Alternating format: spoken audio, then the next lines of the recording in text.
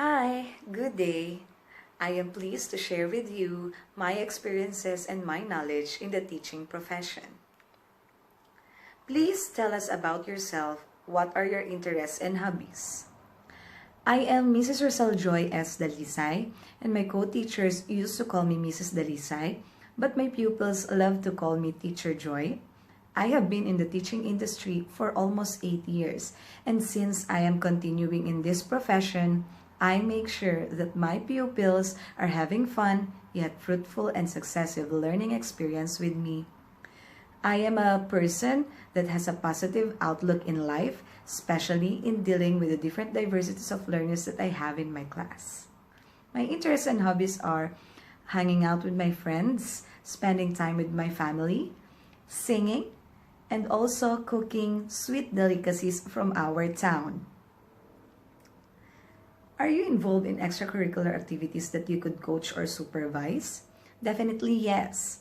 I've been a consistent coach of Scrabble competition in the Philippines, also in the photojournalism, and currently I am a member of our school chorale where we train different pupils to perform in different activities held outside and inside our school. Why did you decide to become a teacher for the subject for which you are applying? Well, actually, I both have a degree in the elementary education and also in the early childhood education. But if I will be given a chance to choose which class I would like to handle, I will still choose to become a kindergarten teacher because I really love being with kids and I really enjoy preparing interactive activities for their learning. But if the opportunity is in the elementary, I would love to choose English subject because that was my favorite subject when I was still studying.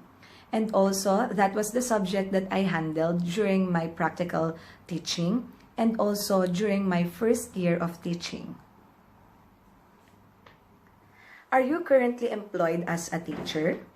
Yes, I am currently employed as a kindergarten teacher here in the Philippine school, Muscat, Oman. How many hours per day do you teach and how many days per week?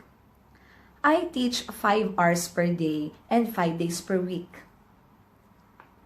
Describe your teaching experience. What subjects have you taught and at what grade level? So teaching is a very challenging yet a very rewarding experience for me. I find every challenge as an opportunity to grow, especially in the teaching industry. During my first year of teaching, I handled English grades 2, 4, and 5. Then after that, I taught in the public school in the Philippines and I've been a kindergarten teacher, which we have self-contained teaching. And because of that, I was the one who was responsible in teaching all the kindergarten subjects such as English language, reading, and mathematics, and we use their play-based curriculum. Currently, I am also a kindergarten teacher, but I am just teaching mathematics in the kindergarten, and I also have a character education in grade 8. Describe other work experiences you have had besides teaching. Honestly, I haven't had any work experiences aside from teaching. After I graduated, I already started to teach and I never vacant myself in teaching up to now. Have you ever worked in the United States? If so, when, where, and why? I haven't yet worked in the United States, and if I will be given a chance, this will be my first time working in the United States. What do you hope to be doing professionally 5 years from now? Well, actually, I really wanted to finish my master's degree and continue it to a doctorate degree. But I will not stop from teaching. After that, I am planning to continue my dream of having my own learning center in our town. If I were to talk to several of your colleagues, how would they describe your personality? They usually tell me that I am a jolly person, easy to get along with, and also very enthusiastic in everything that I do. But they also tell me that I have a very strong personality. Strong in such a way that I know what is right and what is wrong, and I know when to stand for my own opinion and reason. What would your students say about you? You know, one thing that I really love about kids is that they are very expressive for whatever they feel. So most of them are always telling that I am their favorite teacher, and they really love being in my class. How do you prepare to teach your lessons? I usually prepare a plan for a week already so that I will have a step-by-step process of teaching my lesson. And before I teach a lesson, I am searching an effective way how to teach it, and then different engaging activities for my pupils. Then I prepare all the necessary materials that I will need. What would your lesson plans include? So here in my current school, I just have a lesson outline. So we are just preparing a lesson outline.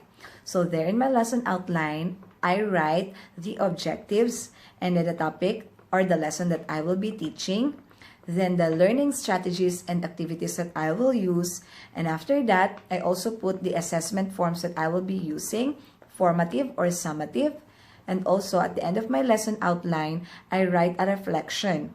In the reflection part, I write there if I need to reteach the lesson for my pupils. Describe how you would teach reading to a class of 15 students with mixed abilities. So I am using differentiated instruction in my teaching, especially in the kindergarten class. I group them according to their readiness, level of proficiency, and on their interest. For example, I will teach them to read CVC words. First, I will assess each of them who are already proficient in sounding letters, blending letters, and who are not. Then, from there, I can already prepare the necessary activities suitable for their needs. In teaching CVC words, I start with phonics, and then I teach them how to blend the sound of the letters. Then I proceed in reading CVC. Describe how you would teach math to a class of 15 students with mixed learning abilities. Like in reading, I also use differentiated instruction in teaching math. So I also group them according to their level and according to their needs. Usually in teaching math, especially in numerals, I incorporate songs and I let them use manipulatives and counters.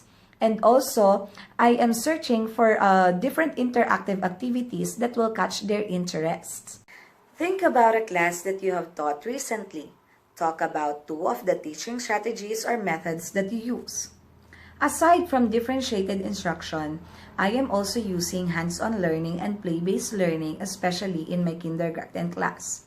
Since kids are very energetic, I do not let them to misbehave because they are bored. So I provide hands-on activities such as cut and paste, mosaic, or collage. For the play-based learning, I incorporate some games related to my topic. Also, I let them use manipulatives and I let them play building blocks, matching games, or puzzles. Since I also have grade 8 pupils, I use with them inquiry-based learning. Usually, I am just giving them few questions related to the lesson. Then, they will just share their knowledge and ideas about the topic, and I will just summarize it at the end and provide additional facts about it. What methods do you use to grade or evaluate your students' progress? For my kindergarten pupils, I use checklists where there are some skills that they need to acquire from the 7 domains of early childhood development. For grade 8, learners are graded based on their written works, performance tasks, and quarterly exams. These 3 have specific percentage weights. If you use technology in your teaching, describe how you use it. Specifically, discuss your experience using a smartboard and ways that you incorporate it into your lessons. I am just using television, laptop, projector, and widescreen in my class. I flash there the videos, songs, or other games related to my topic. Audiovisual technology really helps me a lot in engaging my pupils to more interactive learning inside the class. But unfortunately, we do not have smartboard yet in our school right now. That's why honestly, I do not have any experience in using it. but I am very much aware that it can provide more interactive and engaging activities for the learners. If you have students who are noisy or non-attentive, share with us 2 ways you get them to be quiet and concentrate. You know, whenever I see pupils who are talking to their seatmates and getting noisy, I usually walk around the class and then go near to them so that they can be aware of my presence and they will start to refocus. I also use some attention hitting strategies, like I will say to the kids, hands up, and the kids will say, stop. It is already a sign for them to stop the noise and start focusing on their activity. Describe the most difficult problem you have had to deal with as a teacher and how did you solve this problem? One of the most difficult problem I encountered was language barrier. Since I am teaching here in Oman, some of my pupils are speaking in Arabic and they do not know how to speak in English. That's why it's really hard for us to understand each other. What I do is I communicate with them through gestures, sign, and body language. I also just keep on talking to them and letting them be comfortable with my presence. Because I believe that if we already build a good relationship with our pupils, we can also have a good rapport with each other. So through that, you can easily understand what you want to say to each other. Give one example to show that you are a flexible person and that you can make changes to your teaching and methods if that is necessary. One of the best examples of this is my experience here in Oman, teaching kindergarten pupils, then shipped to grade 8, and also dealing with different pupils with different nationalities, behaviors, and cultures. Is there anything you would like to add about your qualifications that we may not be aware of? I think nothing already because all my documents were uploaded already in my Faces profile. Have you spoken to your family about going to the United States to teach? Is there anything, such as a family member, that might object to your leaving home? Are you aware that your family members may not join you here until approximately 4 to 6 weeks after your arrival? Yes, I've already spoken to my family and they know already my plans in teaching there in the United States, and my family were very supportive about it. Do you understand and accept that Faces is a 3-year program and after 3 years, you must return to your home country? Do you agree to this? Definitely yes, because before I applied here in Faces, I first searched for this kind of cultural exchange program and I understand first the terms and conditions about it. So that will be all. Thank you so much for listening and hope to see you again soon.